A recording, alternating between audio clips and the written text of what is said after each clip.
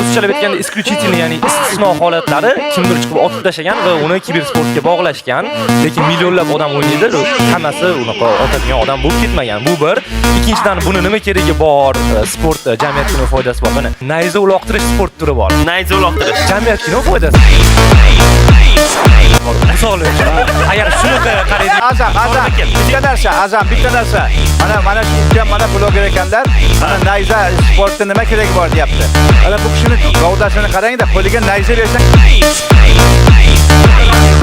Istemada men javob bersam maylimi? Nayza nimaligini ko'tara olmaydi bu. Men shu 8 yildan beri o'yin o'ynayman, chempionatlarga ham chiqqanman, olimpiadada birgalikda boksyorlarimiz, judoistlar bilan Xitoyga ham borib keldik 22-yil. nayza ko'tara olasizmi? Birinchi.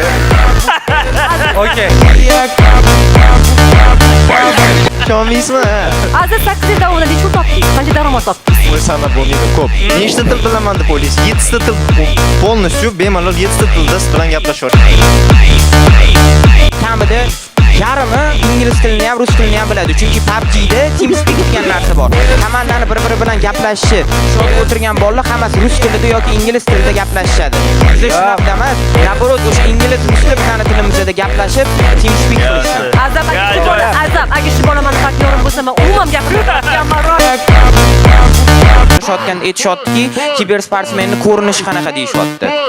Qanaqa ozg'indan kelganmi deb menimcha bizga qarab aytishyapti, lekin u savolni berayotgan odamni o'zi ham ozg'in. Eng qizig'i, agar sizlarga baquvvat odam kerak bo'lsa, sizlarga kibersportsmen emas, sizlarga o'sha sportsmen kerak. Agar